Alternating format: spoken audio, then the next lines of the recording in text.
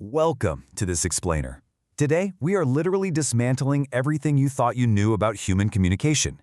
We're going to unlock field-tested intelligence tactics used by elite FBI hostage negotiators so you can take control of absolutely any conversation and make sure you never walk away from the table feeling unheard again. Okay, so let's just dive right in by exposing a massive myth right off the bat: the myth of compromise. You know, we're taught from childhood that if you want one thing and the other person wants something else, the noble thing to do is just meet in the middle.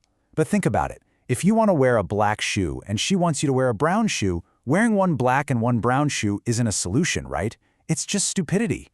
Compromise usually just leaves both parties walking away feeling defeated and kind of bitter. Because here's the thing, giving up ground is the language of the weak. The source material we're breaking down today argues that true negotiation isn't about being nice or just caving in to keep the peace. Instead, we're going to learn how to become what's known as the silent controller. That's someone who guides a discussion with this deadly calm, making the other person agree to their terms while genuinely believing it was their own brilliant idea. So, here's our tactical roadmap for today. We'll be looking at 1. The lie of logic and the illusion of compromise. 2. Weapons of control, voice and mirroring. 3. Diffusing emotions and the magic of rejection. 4. Calibrated questions and bending reality. And 5. The birth of the silent controller. All right, kicking things off with Section 1, the lie of logic and the illusion of compromise. You know when you get into a really heated debate with your boss or a partner, amateurs tend to treat the other person like they're talking to a computer. They bring logical arguments, numbers, facts, the whole shebang. But hitting someone with pure logic just causes their brain to release stress hormones. It makes them build these massive steel defensive walls just to protect their pride. Intelligence professionals, on the other hand, know the opponent isn't strictly rational. They're an emotional beast filled with hidden fears, and they're just seeking safety. You don't attack their logic, you quietly infiltrate their nervous system. Moving right along to Section 2, weapons of control, specifically voice and mirroring.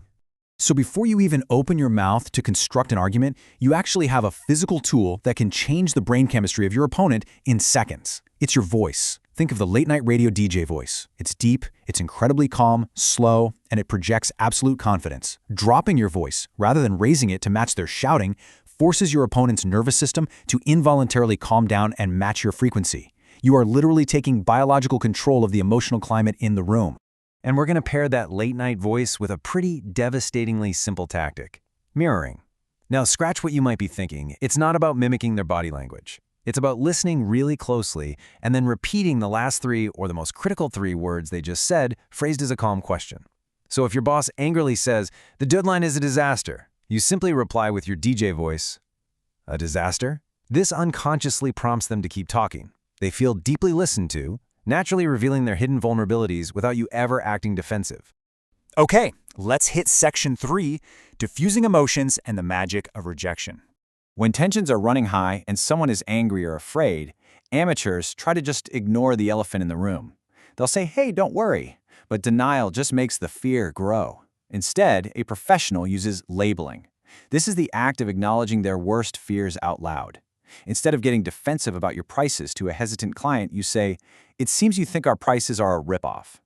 Calling it out mathematically decreases the fear activity in their brain's amygdala. You completely disarm the monster simply by calling it by its name, prompting them to politely correct you with, "Oh no, not a ripoff, it's just a tight budget." Now this next tactic, it completely flips traditional sales advice right on its head. We are constantly told to get the other person to say yes to build momentum.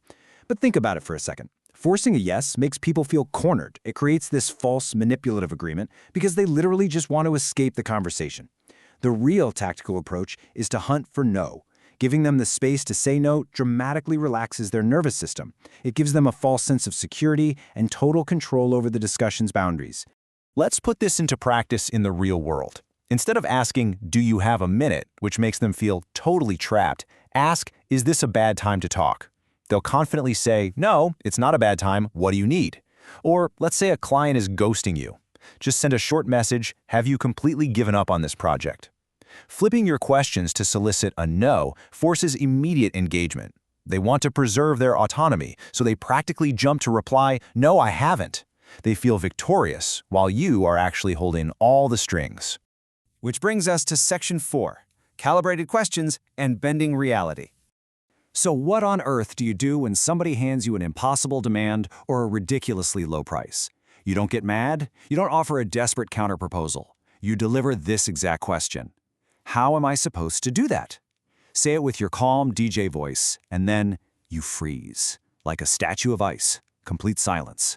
It's a psychological bomb. It literally forces their brain to pause, consider your situation, and actually solve your problem for you. And notice this 2x rule on the screen. This taps deep into behavioral psychology and a concept called loss aversion. Humans aren't driven by the desire to gain something nearly as much as they are driven by the absolute terror of losing something. Mathematically speaking, the pain of losing something you already have is twice as powerful as the joy of gaining something new. So, how do we use loss aversion to bend reality? Well, amateurs always try to sell the positive. Our system makes you the best.